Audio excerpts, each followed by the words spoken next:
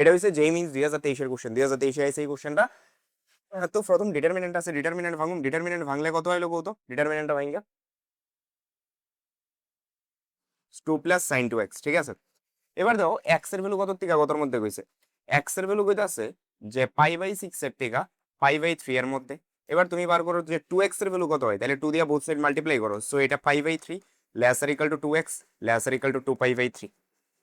তাহলে এইবার দেখো 60 ডিগ্রিতে তো √3/2 দিতে আছে, 60 থেকে 120 এর মধ্যে ম্যাক্সিমাম ভ্যালু কত হইতাছে, সে 1 দিতে আছে। তাহলে আমি কইতে পারি যে sin x এর মিনিমাম ভ্যালু এটা হইব, ম্যাক্সিমাম ভ্যালু এটা হইব 1 হইব।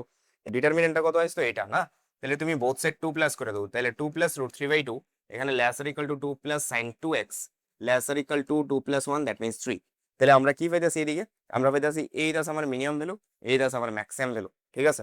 এবার মিনিমাম ভ্যালুটা তোমার কি ধরতে কইছে, মিনিমাম ভ্যালুটা হইতাছে বিটা আর ম্যাক্সিমাম ভ্যালুটা হইতাছে আলফা।